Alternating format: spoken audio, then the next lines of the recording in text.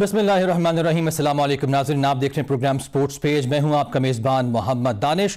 नाज़रीन, आज के स्पोर्ट्स पेज पे जो अहम खबरें हैं उन पे हम आज बात करने जा रहे हैं। सबसे पहले तो ये मामला कि पाकिस्तान साउथ अफ्रीका में टीम जो मौजूद है 3 T20 मैचेस की सीरीज़ खेलने जा रहे हैं और आज दूसरा मैच खेला जाना है। इसके बारे में मैं आपको आगाह करूंगा। और आज का एक और जो अहम मामला वो चैंपियंस ट्रॉफी का जो मामला है, फिलहाल किसी ऊंट करवट के नहीं बैठा, इस पर भी हम बात करेंगे। इसके साथ साथ जेसन गिलेस्पी का जो इस्तीफा उन्होंने गुज़िश्ता रोज दिया और इस्तीफा मंजूर भी किया गया, इस पर भी हम बात करेंगे। सबसे पहले हम आज के मैच पे बात कर लेते हैं और गुज़िश्ता जो मैच हुआ पाकिस्तान उसमें किस तरह हारा, क्या परफॉर्मेंस रही, उस पर भी हम बात करेंगे। तो नाज़रीन, पाकिस्तान क्रिकेट टीम जनूबी अफ्रीका के खिलाफ T20 और वनडे और इसके साथ साथ टेस्ट सीरीज खेलने के लिए जनूबी अफ्रीका में मौजूद है। और पहले T20 में जनूबी अफ्रीका ने पाकिस्तान को सनसनीखेज मुकाबले के बाद आखिरी ओवर में 11 रन से शिकस्त दी थी। स्कोर कार्ड भी मेरे पास मौजूद है।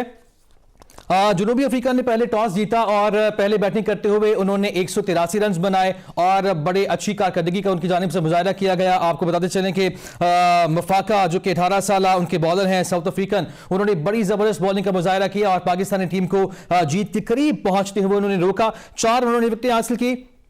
और हम ये भी बात करेंगे कि पाकिस्तान का जो ट्रेंड है वो किस तरफ जा रहा है, किस तरह से हम क्या जो तकाजे हैं T20 क्रिकेट के उसको हम पूरे कर पा भी रहे हैं नहीं। बहरहाल पाकिस्तान को 11 रन से शिकस्त का सामना करना पड़ा था और आज दूसरा T20 मैच खेला जाएगा और ये मैच पाकिस्तानी वक्त के मुताबिक रात 9 बजे शुरू होने जा रहा है। और यकीनी तौर पर आज का ये मैच अहम भी है क्योंकि अगर आज के इस मैच में शिकस्त का सामना करना पड़ा है पाकिस्तान को तो हम ये सीरीज हार जाएंगे। इस पर बात करने के लिए मिर्जा इकबाल बेग साहब जो कि इस प्रोग्राम के भी एंकर हैं, स्पोर्ट्स तज्ज़कार भी हैं, हमारे साथ मौजूद हैं। मिर्जा साहब, बहुत शुक्रिया आपके वक्त का, आपने मशरूफियत से वक्त भी निकाला। तो क्या समझते हैं, आज का मैच एक यकीनी तौर पर अहम तो है ही, लेकिन क्या स्ट्रेटेजी अपनाना होगी आज के मैच में खासतौर पर पाकिस्तानी टीम को? बहुत बहुत शुक्रिया दानिश। दरअसल अगर हकीकत की निगाह से देखा जाए तो ये 2024 पाकिस्तान के लिए खास तौर पर T20 इंटरनेशनल मैचेस में कुछ ज्यादा अच्छा साल साबित नहीं हुआ। इस साल के अवाइल में जब न्यूजीलैंड की बी क्रिकेट टीम पाकिस्तान के दौरे पर आई, उसने पाकिस्तान को T20 में हराया। फिर उसके बाद पाकिस्तान जब आयरलैंड गया तो आयरलैंड में एक T20 हारा। फिर इंग्लैंड में पाकिस्तान को T20 सीरीज में शिकस्त हुई और सोने पर सुहागा पाकिस्तान को अमेरिका जैसी क्रिकेट की दुनिया में नौवारिस टीम ने T20 वर्ल्ड कप में हराया। उसके बाद क्या हुआ कि जिम्बाब्वे के खिलाफ भी हम एक T20 मैच हार गए, ऑस्ट्रेलिया के खिलाफ हम 3 T20 तीनों हारे।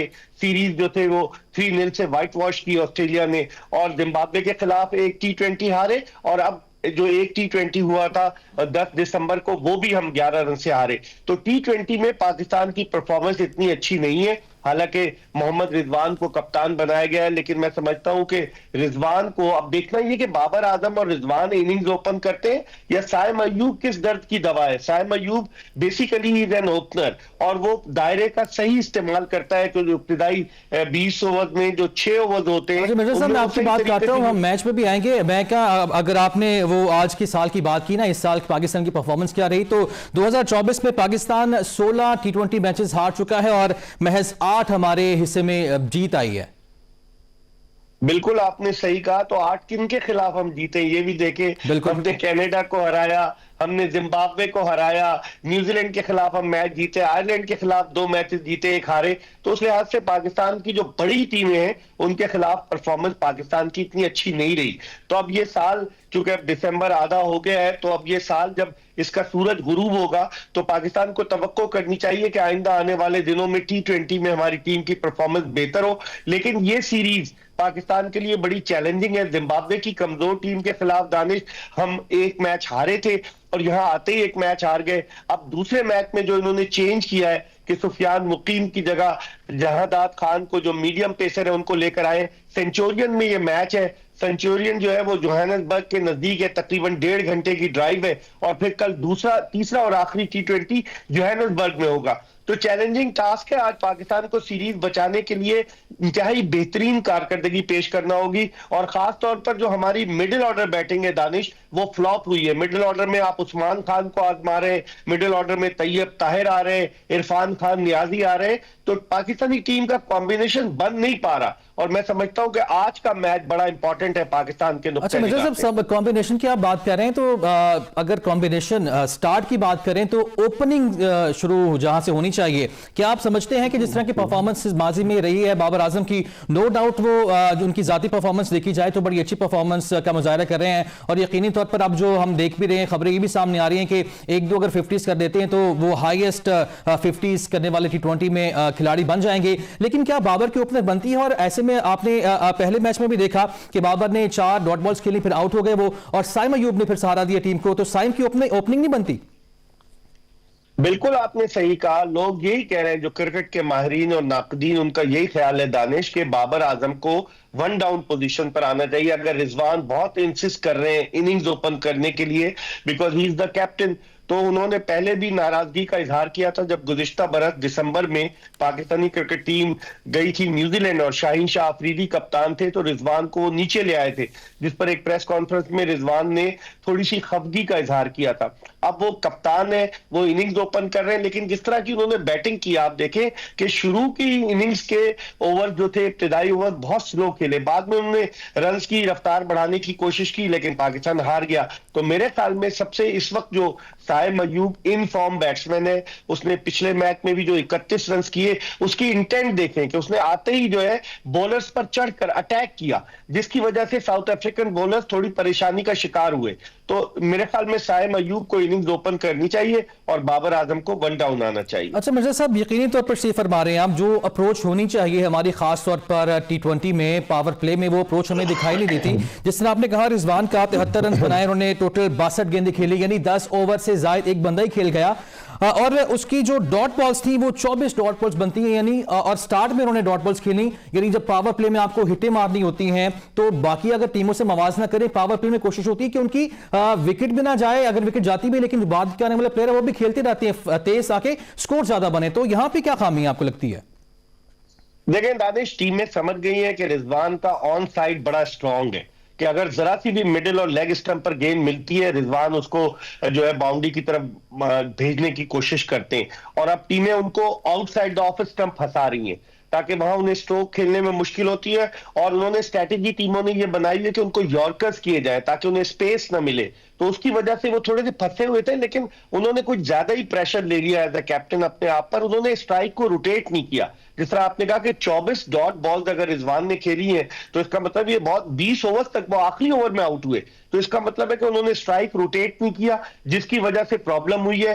और पाकिस्तान को यकीनन सोचना पड़ेगा। आज देखते हैं कि रिजवान किस रूप में जो है वो बैटिंग करते हैं, क्योंकि वो कप्तान की हैसियत से उन पे प्रेशर है। रन्स उन्होंने बनाए T20 में, नो डाउट इन दैट, लेकिन बाद लोगों की यही ओपिनियन है कि रिजवान जो है वो T20 में एज एन ओपनर इतने कामयाब नहीं है, बहुत ज्यादा डॉट बॉल्स खेलते हैं। और यही हाल बाबर आजम का है। अगर दोनों एक जैसे बैट्समैन इनिंग्स ओपन करेंगे कि जिनका स्टाइल थोड़ा डिफेंसिव है, तो इब्तिदाई ओवर्स में जो 6 ओवर्स होते हैं जो पावर प्ले के, अगर हम उसका एडवांटेज नहीं लेंगे दानिश, तो फिर हम कैसे एक बड़ा स्कोर बनाने में कामयाब हो सकते हैं। अच्छा मिर्जा साहब, ये सारी चीजें यकीनी तौर पर पहली बार डिस्कस नहीं हुई हैं। यही मामला, जब आपको याद होगा ऑस्ट्रेलिया से व्हाइट वॉश हुआ, ये मामला हमने तब भी डिस्कस किए कि हम पावर प्ले में क्यों स्कोर नहीं किए। आपको याद होगा कि पावर प्ले में एक बाउंड्री भी हमने ऑस्ट्रेलिया के खिलाफ नहीं लगी थी टीम से।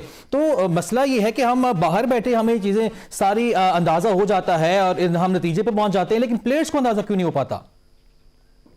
देखिए, प्लेयर्स को होना चाहिए। अब अगर आप ये समझें कि मेरी जगह पाकिस्तानी टीम में बिल्कुल पक्की है, मुझे कोई हिला नहीं सकता, तो फिर खुद एतमादी कुछ जरूरत से ज्यादा आ जाती है, और वो खुद एतमादी फिर इंसान को ले डूबती है। तो मेरे ख्याल में प्लेयर्स को भी सोचना चाहिए रोटेशनल बेसिस पर। जिस तरह आकिब जावेद ने जो है वो ऑस्ट्रेलिया और जिम्बाब्वे की सीरीज के लिए जो टीमें अनाउंस की, 26 खिलाड़ी उन्होंने ट्राई किए, कुछ वापस भेज दिए, कुछ वहां मौजूद है। तो अब प्लेयर्स को भी ये सोचना चाहिए, अगर उनके पीछे एक दूसरा प्लेयर लगा होगा, उनकी जगह खतरे में होगी, तो फिर वो इस बात का एहसास करते हैं कि उन्हें किस तरीके से खेलना चाहिए। तो मेरे ख्याल में आकिब जावेद वहां मौजूद हैं, वो टीम को जो है वो लेकर चल रहे हैं। तो अब ये वो भी बताते होंगे, और पाकिस्तान का जो कोचिंग स्टाफ है वो भी बताता होगा प्लेयर्स को। ये प्लेयर्स को खुद भी सोचना चाहिए। अच्छा मुझे साहब, लगे हाथ हम फखर जमान की भी बात कर लेते हैं, क्योंकि ओपनिंग की हम बात कर रहे हैं, और साइम अयूब को जिस तरह पहले आपने भी फरमाया कि ओपनर उनको आना चाहिए। एक तो ये बताएगा कि उनको ओपनिंग ना कराने की वजह क्या आप समझते हैं, कि क्या सोच के कप्तान ने फैसला किया होगा कि बाबर आजम ही उनके साथ ओपनिंग करें? और दूसरा, जो मामला है फखर जमान का, वो कहां तक पहुंचा है, अंदर की खबरें क्या है? क्योंकि बोर्ड की जानिब से और कोच की जानिब से कहा गया था कि उनके फिटनेस मसाइल चल रहे हैं, लेकिन हमने देखा कि वो लीग खेल भी रहे हैं, बाकायदा उन्होंने गुफ्तगू भी की और कहा कि वो बिल्कुल फिट है। ये आपने बिल्कुल सही कहा, फखर जमान के साथ ज्यादती हो रही है मेरी जाती राय में। He is an experience cricketer और आखिरी मर्तबा पाकिस्तान जो चैंपियंस ट्रॉफी जीता था 18 जून 2017 को इंग्लैंड में ओवल लंदन के मैदान पर पाकिस्तान ने जो भारत को हराया था, क्या इनिंग्स खेली थी फखर जमान ने। लगता यह है कि जिस तरह से वनडे सीरीज के लिए टीम का ऐलान किया गया है, फखर जमान उस टीम में ही शामिल नहीं है। तो क्या प्लान में है वो चैंपियंस ट्रॉफी के? क्योंकि इसके बाद जब पाकिस्तानी टीम साउथ अफ्रीका में टेस्ट सीरीज खेलेगी और फिर टेस्ट सीरीज खेलकर जब वतन वापस आएगी तो पाकिस्तान वेस्ट इंडीज के खिलाफ भी टेस्ट सीरीज खेलेगा और फिर एक ट्राई सीरीज है जिसमें साउथ अफ्रीका, न्यूजीलैंड और पाकिस्तान हिस्सा लेंगे। तो क्या फखर जमान प्लान में है कि नहीं है? मुझे तो लग रहा है उनको नाकर्दा गुनाहों की सजा दी जा रही है और वो इतने सीजन कैंपेनर है। वो तो ऐसा खिलाड़ी है कि जो हर पोजीशन पर खेलने के लिए तैयार हो जाता है। वो जिद नहीं करता कि मुझे ओपन ही कराओ। और माजी में हमने देखा उनकी परफॉर्मेंस इस वजह से मुतासिर भी हुई है। बिल्कुल, क्योंकि बेसिकली इज एन ओपनर और वो जिस तरह का ओपनर है कि वो अटैक करता है और इब्तिदाई 6 ओवर्स में पावर प्ले में जिस तरीके से वो बॉलर्स पर चढ़ के खेलता है तो उसकी जरूरत होती है। लेकिन बहरहाल चूंकि रिजवान और बाबर थे और उसकी वजह से पहले शान मसूद को भी नीचे लेकर आए, तो हमने कई अच्छे प्लेयर जो है ना वो कुर्बानी, उनकी अना की भेंट चढ़ा दिया, उनकी कुर्बानी दे दी, जिसकी वजह से मसाइल है। मेरे ख्याल में फखर जमान जैसे सीजन कैंपेनर को पाकिस्तानी टीम में होना चाहिए, क्योंकि अब वो अपने करियर के आखिरी दिनों में है और उनकी सलाहियतों से हमें इस्तेफादा करना चाहिए। उनकी सलाहियतों से इस्तेफादा करना चाहिए। मिर्जा साहब साथ ही मौजूद रहिएगा, ब्रेक की जानिब जाना है हमें। नाजरीन, ब्रेक से वापस आएंगे तो हम आज के मैच पे भी हम बात करेंगे मजे क्या पाकिस्तान को स्ट्रेटेजी अपनानी चाहिए, क्योंकि अगर हम आज का मैच हार जाते हैं तो सीरीज यकीनी तौर पर साउथ अफ्रीका के नाम हो जाएगी 2-0 से। और एक और अहम मामला चैंपियंस ट्रॉफी का जो बिल्कुल यकीनी तौर पर पाकिस्तान के लिए एक इज्जत की मकाम भी है, पाकिस्तान में अनाउंस की गई थी चैंपियंस ट्रॉफी, लेकिन मामला फिलहाल हल होता हुआ दिखाई नहीं दे रहा। और दूसरा हम बात करेंगे जेसन गिलेस्पी की भी, उन्होंने भी इस्तीफा दिया है, क्या वजूहात हैं और क्या मुस्तकबिल पाकिस्तान कोचिंग का होगा। वापस आएंगे ब्रेक के बाद, हमारे साथ रहिएगा। वेलकम बैक नाजरीन, आज के मैच पे हम बात कर रहे हैं और ब्रेक से पहले मैंने आपसे जिस तरह ये कहा था कि हम चैंपियंस ट्रॉफी पे भी बात करेंगे और जो पाकिस्तानी टीम की कोचिंग का मामला है, क्योंकि कोचेस एक के बाद दीगरे जो है मुस्ताफी होते जा रहे हैं और उनके इस्तीफे कबूल भी किए जाते हैं, इस पर भी हम बात करेंगे। मिर्जा साहब हमारे साथ मौजूद है। मिर्जा साहब, एक बार फिर आपको खुशामदीद कहेंगे। मिर्जा साहब, एक मैं चीज़ अभी देख रहा था कि एक जॉर्ज लिंडे हैं जो कि साउथ अफ्रीका के प्लेयर हैं, 3 साल के बाद इन्होंने कम बैक किया है और हमने क्या ठेका लिया हुआ है कि वो खिलाड़ी जो परफॉर्म नहीं कर पाता और पाकिस्तान के खिलाफ खेलते हैं हम उसको परफॉर्म करा देते हैं। आपको माजी में याद होगा विराट कोहली की मिसाल सबके सामने है कि वो भी परफॉर्म नहीं कर पा रहे थे और बारहा उनको तनकीद का निशाना भी बनाया जाता रहा, उनके अपने मुल्क में भी और पूरी दुनिया में भी। फिर पाकिस्तान के खिलाफ वो मैच खेलते हैं और वो उसमें बड़ा अच्छी कारकर्दगी का मुजाहरा करते हैं और मैच भी जितवाते हैं बड़ा हम। तो हमने क्या ठेका लिया हुआ है इसका? दानिश, यही हमारी टीम की खुसूसियत है कि जो आउट ऑफ फॉर्म खिलाड़ी होता है उसको हम फॉर्म में लाने में, उसके करियर को आगे की तरफ बढ़ाने में बड़ा वाइटल रोल प्ले करते हैं। और जिस तरह आपने बिल्कुल सही कहा कि जॉर्ज लिंडे 3 साल के बाद आया। George Linde south African team के साथ पाकिस्तान के टूर पर भी आया था, मुझे याद है। और उसने आते ही जिस तरह की उसने बैटिंग की, आप देखें कि आखिरी ओवर आप सुफियान मुकीम को दे रहे हैं जो एक नौजवान बॉलर है। आपके पास अब्बास आफरीदी था, हारिस रऊफ था, शाहीन शाह आफरीदी था, आखिर आपने उनका एक ओवर क्यों नहीं बचाया? साइम अयूब भी थे, वो भी एक अच्छी ऑप्शन थे, उन्होंने भी माजी में परफॉर्म किया हुआ है। और नाज़रीन को भी बताते चलें कि सुफियान मुकीम ने 4 ओवर्स किए थे, 53 रन उनको पड़े हैं। डेविड मिलर ने भी उनको मारा और लिंडे ने भी उनको मारा।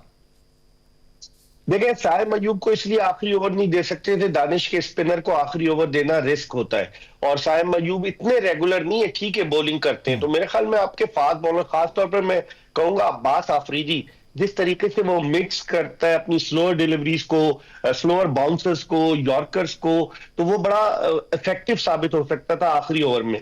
लेकिन बहरहाल रिजवान के जहन में कुछ और था। सुफियान मुकीम ने इतने रन दिए और वही से मैच का पासा पलटा। आप देखें ना, जॉर्ज लिंडे के जो 48 रन थे, 11 रन का फर्क रहा दोनों टीमों के दरमियान। तो जिस तरीके से उसने बैटिंग की, आखिरी ओवर में उसने जो छक्के लगाए, उसकी वजह से पाकिस्तान इस मैच से दूर हो गया। आज हो सकता है, कहते हैं ना, दूध का जला छाछ फूक फूक कर पीता है। तो गुज़िश्ता तल्ख तजुर्बे से आज पाकिस्तान को यकीनन कुछ ना कुछ सबक मिला होगा। आज उन्होंने सुफियान मुकीम को ड्रॉप किया है, जहांदाद खान को खिला रहे हैं। तो अब देखते हैं कि क्या होता है, लेकिन पाकिस्तान को स्ट्रैटेजी प्लान करनी होगी। बगैर स्ट्रैटेजी के आप इस तरह से जो भी खिलाड़ी कमबैक करता है, अगर आप उसको जरा सी भी स्पेस देंगे तो वो अपने कमबैक को और प्रोलॉन्ग कर सकता है। अच्छा मिर्जा साहब, लगे हाथ अब ये भी फरमा दीजिए कि डेविड मिलर ने 82 रन की शानदार इनिंग्स खेली उस मैच में, और यकीनी तौर पर उनकी जो ये इनिंग्स थी ये साउथ अफ्रीका की जीत में अहम तस्वुर की जा रही है और होनी भी चाहिए। तो उनको आउट करने के लिए क्या स्ट्रेटेजी होनी चाहिए और वहां पे पाकिस्तान ने क्या गलतियां की हैं उनको? देखिए, डेविड मिलर एक ऐसा प्लेयर है दानिश के जो दुनिया भर में लीग्स खेलता है और बड़ा सीजन कैंपेनर है। और जिस तरीके से वो बैटिंग करता है, अगर वो एक मरतबा सेट हो जाए तो खासतौर पर उसका जो ऑन साइड है वो बहुत पक्का है। आपने देखा होगा उसने कई छक्के मिडिल और लेग स्टंप पर जो गेंदें पिच हुई थी उन पर लगाए। तो डेविड मिलर के लिए अब ये तो कप्तान को सोचना चाहिए ना। मैं तो क्रिकेट नहीं खेला हूं, लेकिन जो बाहर से लोग देख रहे होते हैं वो ये देखते हैं कि डेविड मिलर को अगर आउटसाइड द ऑफ स्टंप ये गेंद करते तो वो मुश्किल हो सकती थी, क्योंकि वो मिडिल और लेग की गेंद को ज्यादा बेहतर खेलता है। लेकिन बहरहाल गलती हुई, ये हिप्नोटाइज हो गए उसकी जारहाना बैटिंग से। 40 गेंदों पर उसने जो 80 से ज्यादा रन बनाए, तो लगता ही है कि फिर इनके हाथ पांव फूल गए, जिसकी वजह से उसने जो है वो रन स्कोर किए और अपनी टीम के लिए एक बड़ा टोटल बनाने में मदद की। अच्छा मिर्जा साहब, जब टोटल की हम बात करते हैं तो एक बड़ा टारगेट था पाकिस्तान के पास और पता भी चल रहा था कि इस तरह, और फिर हमने ये भी देखा कि जो बैटिंग ऑर्डर था पाकिस्तान का, इरफान खान को नीचे लेके आए और शाहीन शाह अफरीदी को उनसे पहले बैटिंग के लिए भेजा गया। उन्होंने खातिर खा कारकर्दगी तो नहीं दिखाई, बहरहाल वो स्टंप आउट हुए। इस पे क्या कहेंगे आप? ये क्यों फैसला करना पड़ा कि शाहीन शाह अफरीदी को ऊपर भेज दिया? तजर्बात कर रहे हैं, मेरी तो समझ में नहीं आता। इरफान खान नियाजी एक बड़ा अच्छा बैट्समैन है, फील्डर भी बड़ा जबरदस्त है। उसको रोलिंग स्टोन बनाया हुआ है कि कभी नीचे कभी ऊपर कभी नीचे। मेरे ख्याल में उस्मान खान की जगह अगर नियाजी को भेजा जाता है, इरफान खान नियाजी को, तो वो जो है इस तरह से आंखें बंद करके हिटिंग नहीं करता है जिस तरह उस्मान खान करता है। वो स्ट्राइक को रोटेट भी करता है, उसके स्ट्रोक्स भी पावरफुल है इरफान खान के। लेकिन बहरहाल इन्होंने क्या स्ट्रैटेजी बनाई है, अब आजकल तो मुझे लग रहा है कि उस्मान खान जो है वो आंख का तारा बना हुआ है सेलेक्टर्स की, क्योंकि हसीबुल्लाह जो कि एक talented upcoming wicket keeper batsman है, बलूचिस्तान से उसका ताल्लुक है, उसको भी रोलिंग स्टोन बनाया हुआ है। अब उसको T20 और वनडे स्क्वाड में नहीं रखा, उसको टेस्ट स्क्वाड में रख लिया। अब टेस्ट स्क्वाड में रिजवान के होते हुए हसीबुल्लाह कहां से खेलेगा? उस्मान खान को एज अ विकेट कीपर रख रहे हैं। जब वो आया था पाकिस्तानी टीम में, आप देखेंगे वर्ल्ड कप के लिए भी, तो विकेट कीपर दूसरा कौन था? आजम खान और रिजवान थे।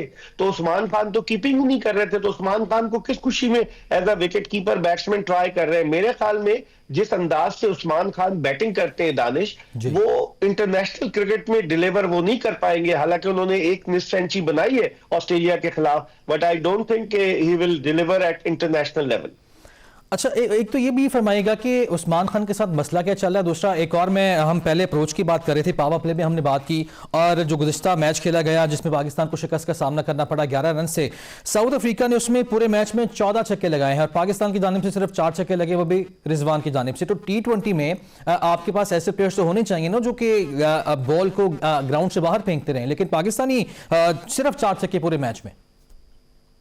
यही हमारे साथ ट्रेजेडी है कि हमारे पास पावर हिटर्स नहीं है। कि पावर हिटर्स अगर हमारे पास हो तो वो जाकर, अब उस्मान खान को आप ऊपर भेज देते हैं, अगर वो नीचे आता तो शायद वो छक्के चौके ट्राई कर सकता था। अब ऊपर आपने उसको भेज दिया चौथे नंबर पर, तो वो खुद इस तरह से अंडर प्रेशर आ गया कि उसने उठाकर मार दिया, एक्सक्यूज मी, उसने उठाकर जो है स्ट्रोक खेल दिया।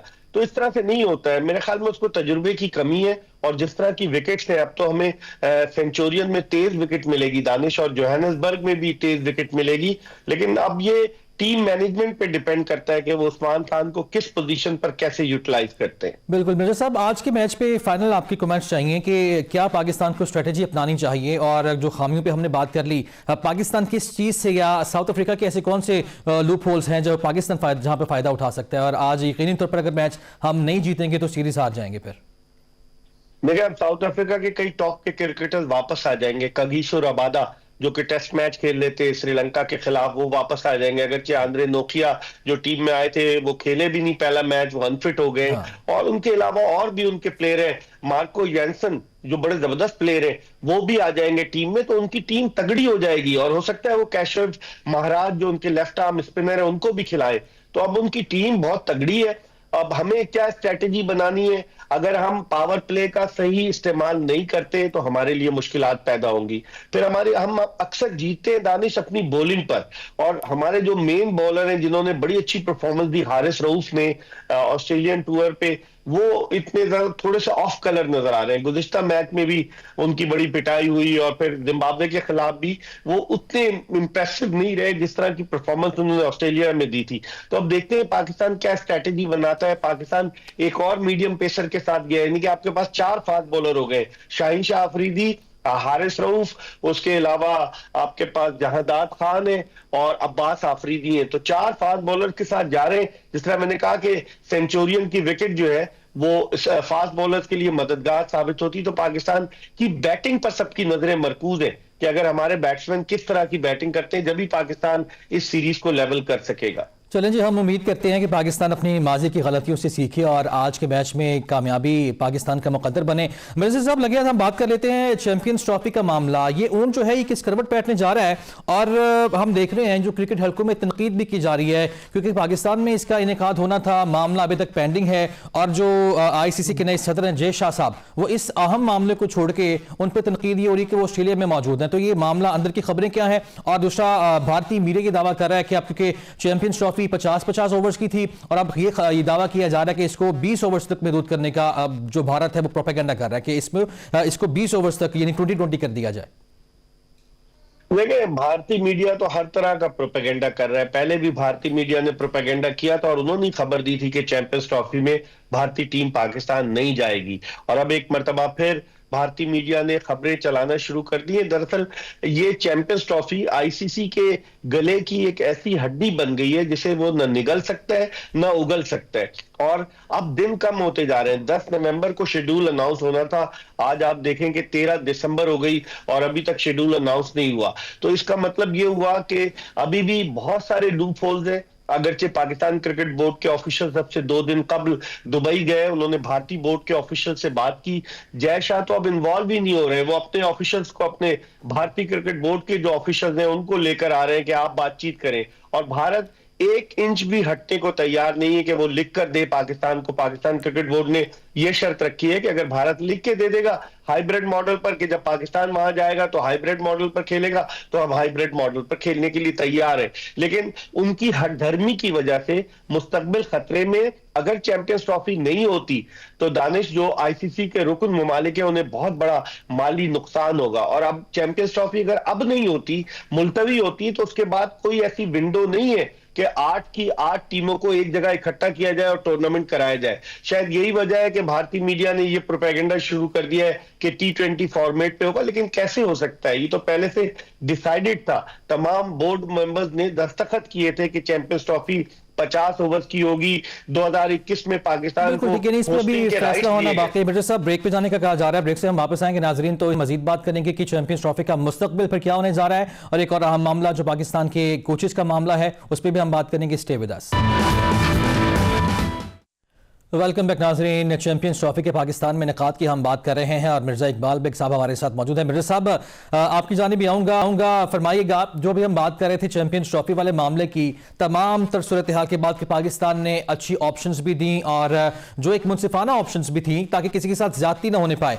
अब इस सारी सूरत हाल में और जो भारतीय बोर्ड का और जय शाह का रवैया है, इस सारी सूरत हाल में क्या आपको नजर आता है ICC का फिर, और ICC का भी और चैंपियंस ट्रॉफी का भी मुस्तकबिल?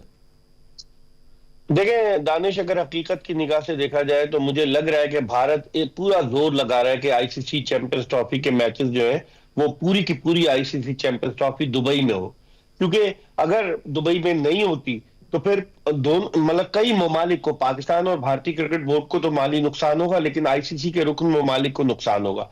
अब अगर दुबई में ICC चैंपियंस ट्रॉफी होती है और पाकिस्तान की बात नहीं मानता, भारत के हाइब्रिड मॉडल पर पाकिस्तान को लिख कर दे और पाकिस्तान जाकर दुबई में भारत के खिलाफ खेले, उस सूरत में क्या होगा? बाद लोग कह रहे हैं कि अगर पाकिस्तान बॉयकॉट करेगा, चैंपियंस ट्रॉफी का नहीं जाता अगर दुबई में होती है, तो फिर पाकिस्तान के लिए मुश्किलात पैदा हो सकती हैं।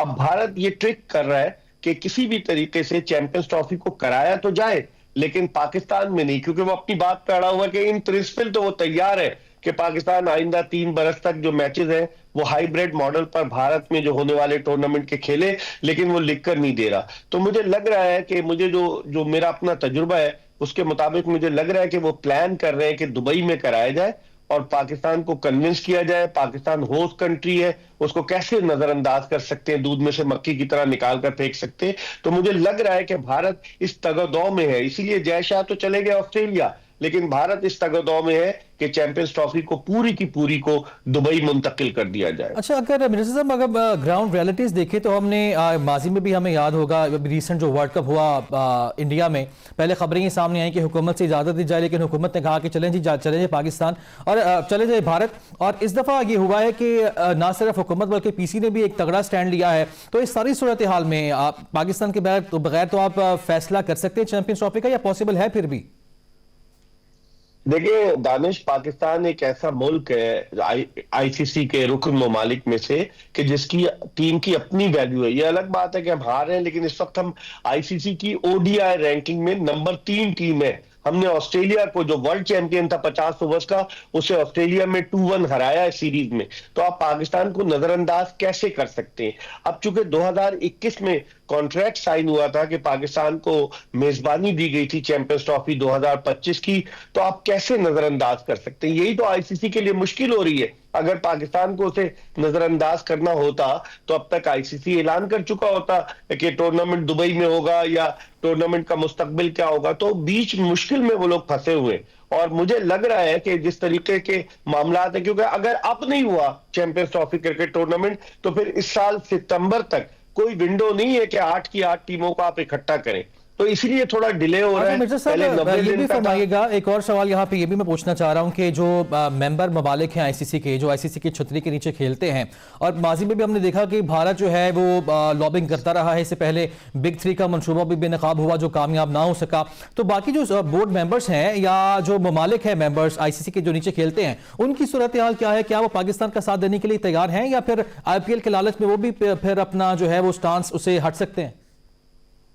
देखिए, वो सारे ममालिक, majority of the board members जो है वो भारत के इन्फ्लुएंस में, इसलिए हम कहते हैं कि ये इंटरनेशनल क्रिकेट काउंसिल नहीं है, ये इंडियन क्रिकेट काउंसिल है, क्योंकि पैसा भारत लेकर आ रहा है। अब पाकिस्तान का कौन साथ देगा? मेरे ख्याल में सिर्फ एक बांग्लादेश ही बाकी बचा है, क्योंकि भारत के और बांग्लादेश की हुकूमतों के ताल्लुकात हसीना वाजिद की हुकूमत के जाने के बाद इतने अच्छे नहीं है। और शायद यही वजह है कि जो आईपीएल होने जा रही है उसमें भारत ने किसी भी बांग्लादेशी क्रिकेटर्स को शामिल ही नहीं किया है। तो और इसके अलावा बाकी तमाम रुकन ममालिक, क्योंकि उन्हें पैसे की जरूरत है, तो वो भारत का ही साथ देंगे। इसीलिए भारत इसको डिले पे डिले करता जा रहा है कि अगर वोटिंग की नौबत आती है और बोर्ड मेंबर्स वोटिंग करते हैं कि जनाब इस वक्त सूरत हाल बड़ी मखदूश हो चुकी है और बहुत अरसा वक्त गुजर चुका है, तो अब आईसीसी चैंपियंस ट्रॉफी पाकिस्तान भी नहीं मान रहा, भारत भी नहीं मान रहा, तो इसको दुबई में कराया जाए। तो दुबई में कराने की सूरत में चैंपियंस ट्रॉफी हो जाएगी। ब्रॉडकास्टर्स का भी बड़ा प्रेशर है दानिश। पाकिस्तान ने एक तजवीज ये भी दी थी कि पाकिस्तान और भारत को अलग अलग पूल में रख लिया जाए, लेकिन ब्रॉडकास्टर्स की ये उन्होंने कंडीशन रखी थी। जब उन्होंने $3 अरब से ज्यादा के राइट्स खरीदे थे, तो उन्होंने कहा था कि हर आईसीसी इवेंट में, चाहे वो T20 का हो, चाहे वनडे का हो, चाहे चैंपियंस ट्रॉफी हो, पाकिस्तान और भारत का एक लीग मैच जरूर होगा। तो ब्रॉडकास्टर्स भी ये चाहते हैं। अब बड़ी बंद गली में आ चुकी है इंटरनेशनल क्रिकेट काउंसिल, अब वो क्या डिसीजन लेती है ये देखना होगा। गेंद इस वक्त आईसीसी के कोर्ट में।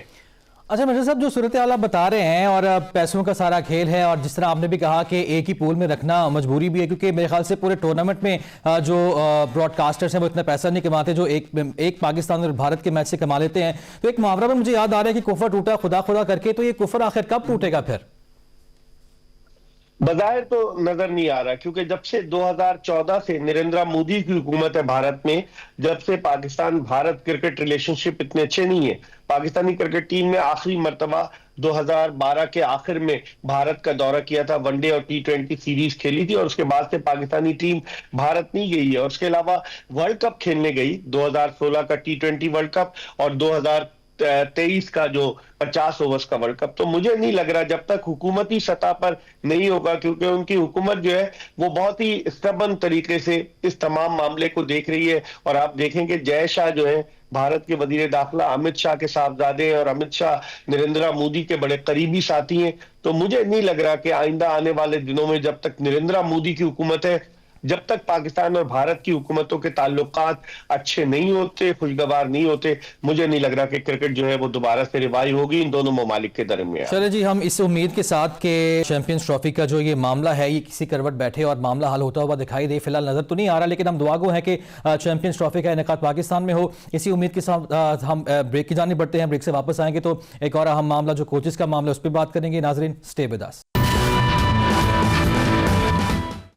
वेलकम बैक नाजरीन। एक और अहम मामला जिस पे हम बात करने जा रहे हैं वो ये कि जो पाकिस्तान क्रिकेट टीम के रेड बॉल के कोच थे जेसन गिलेस्पी, वो मुस्ताफ़ी हो गए हैं। और उनका जो एतराज़ था या उनका जो इसरार था पीसीबी से वो ये था कि जो असिस्टेंट कोच हैं टिम नेल्सन, उनको तौसीह दी जाए, लेकिन पीसीबी ने नहीं माना। और इससे पहले हमने ये भी देखा कि पाकिस्तान जो है वो तगोदो की बड़ी मेहनतों के बाद, कोशिशों के बाद एक बड़े मुआवजे पर लेके आए थे गैरी क्रिस्टन को, वो भी पाकिस्तान के साथ ज़्यादा देर चल नहीं पाए। तो मेरे साहब, क्या मामला है? क्या हमें शौक भी है कि हमने फॉरन कोचेस हायर करने हैं, हमने उनको मुआवजा भी यहाँ के कोचेस से ज़्यादा देना है, फिर वो टिक भी नहीं पाते हैं?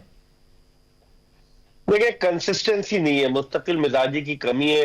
पाकिस्तान क्रिकेट टीम के साथ जितने भी गैर मुल्की कोचेस वाबस्ता रहे, सिवाय बॉब वुलमर के जो काफी लंबे अरसे तक रहे, अब उनकी नागहानी मौत हो गई 2007 के वर्ल्ड कप में, लेकिन उनके अलावा बाकी कोचेस नहीं चल सके, चाहे वो रिचर्ड पाइबस हो, चाहे जेफरी लॉसन हो, उसके अलावा डेव वॉटमोर हो, बेशुमार कोचेस आए। और फिर अभी जो थे उनके साथ मिकी आर्थर आए, सब चले गए, वो ग्रांट ब्रैडबर्न आए। तो पाकिस्तान का लगता ये है कि ये बड़ा तल्ख तजुर्बा है कि गैर मुल्की कोचेस को लाने का, और गैर मुल्की कोचेस फिर ज्यादा अरसा नहीं चल पाते। तो पाकिस्तान क्रिकेट बोर्ड को सोचना चाहिए इस हवाले से कि आइंदा मोहतात रहे। जब वो इतने पैसे गैर मुल्की कोचेस को दे रहा है तो पाकिस्तान में भी तो कोचेस हैं। अभी उन्होंने आकिब जावेद को आरजी तौर पर उबूरी कोच की जिम्मेदारी सौंपी है, जो 26 दिसंबर से टेस्ट सीरीज शुरू हो रही है सेंचुरियन में। तो मेरे ख्याल में पाकिस्तान क्रिकेट बोर्ड जो लेकर आता है कोचेस को, या तो उनके साथ मुआहिदा करते वक्त क्लियर नहीं करता उन शराइत को, या फिर ये कि वो कोचेस जो है वो पाकिस्तान क्रिकेट बोर्ड के मामलात को समझने में नाकाम रहते हैं। अभी जो रीसेंट मामला है, कल की खबर थी, कल इस्तीफा दिया है जेसन गिलेस्पी ने, बड़ी अच्छी कोचिंग कर रहे थे वो, और उनका इसरार ये था कि जो टिम नेल्सन है असिस्टेंट कोच, उनको तौसीह दी जाए। तो ये इसरार था उनका। अब इन दोनों मामले पे बताएगा कि वो इसरार क्यों कर रहे थे, और पीसीबी का जो मामला था टिम नेल्सन के साथ वो क्या था, उन्हें पीसीबी क्यों तौसीह नहीं देना चाह रहा था? देखिए, पीसीबी लेकर आई थी दानिश टिम नेल्सन को, और जेसन गिलेस्पी की रिकमेंडेशन पर पाकिस्तान क्रिकेट बोर्ड उन्हें लेकर आया था कि वो उनकी मदद करेंगे। लेकिन फिर क्या हुआ कि बांग्लादेश के खिलाफ सीरीज में जिस तरीके से पाकिस्तान हारा, तो पाकिस्तान क्रिकेट बोर्ड ने जेसन गिलेस्पी के वो तमाम इख्तियारात सल्ब कर लिए कि जिसमें टीम के सिलेक्शन में उनकी कोई इनपुट नहीं रही, और खुद उन्होंने प्रेस कॉन्फ्रेंस में कहा कि मैं डे टू डे बेसिस पर कोचिंग करूंगा। तो वहीं से दिल बर्दाश्त थे। फिर अब नीलसन का मामला आ गया, उससे पहले उन्होंने देखा कि गैरी कर्स्टन किस तरीके से चले गए। अगरचे आर्जी तौर पर जेसन गिलेस्पी ने ऑस्ट्रेलिया के खिलाफ जो सीरीज थी वाइट बॉल क्रिकेट की, उसमें कोचिंग की जिम्मेदारियां उन्होंने संभाल ली थी। बेसिकली वो रेड बॉल की बाज़त आपकी बात काट रहा हूं मैं, ये जो आप जिस तरह फरमा रहे हैं और जो सूरत हाल रही, पीसीबी का मौकिफ सामने आपको याद होगा, रिसेंट माजी अभी माजी करीब में ये मौकिफ था कि जी प्लेयर्स चाहे हार जाएं लेकिन दिल से खेलें तो हमें मंजूर है, आपको याद होगा। तो क्या कोचेस जो इतनी मेहनत के बाद पाकिस्तान हायर करता है, वो भी फॉरेन कोचेस, क्या उनको मौका नहीं देना चाहिए? और इस सारी सूरत हाल में आप जो कि इस्तीफा भी सामने आ चुका, फिर आकिब जावेद सारी चीज संभालेंगे, टीम पे क्या असर पड़ेगा? ये दोनों मामलात पे आपकी तवज्जो। देखिए, अब दानिश, पाकिस्तान की रेपुटेशन तो खराब हो गई। अब कोई भी गैर मुल्की टॉप का कोच जो है वो पाकिस्तान को ज्वाइन करने से पहले 50 मरतबा सोचेगा कि should I go to Pakistan और नॉट, क्योंकि मिकी आर्थर के बयानात भी आपने देखे होंगे और भी कोचेस का तल्ख तजुर्बा रहा है। तो अब पाकिस्तान क्रिकेट बोर्ड को गैर मुल्की कोचेस की तरफ जाने के बजाय अपने कोचेस पर तवज्जो देनी चाहिए। लेकिन मसला ये कि जो हमारे कोचेस हैं, जब वो हेड कोच बन जाते हैं तो फिर वो अपने आप को अक्ले कुल समझने लगते हैं, जिसकी वजह से मामलात और खराब हो जाते हैं। लेकिन अब मुझे नहीं लगता कि कोई टॉप का दुनिया का कोच जो है वो पाकिस्तानी टीम के साथ आएगा, जिस तरह का सलूक गैरी कर्स्टन और जेसन गिलेस्पी के साथ हुआ है। यानी मामला आपकी नजर में मजीद बिगड़ेंगे। बहुत शुक्रिया मिर्जा इकबाल बेग साहब, हम मौजूद थे। नाजरीन, आज के स्पोर्ट्स पेज इतना ही, इजाजत दीजिए, अल्लाह हाफिज।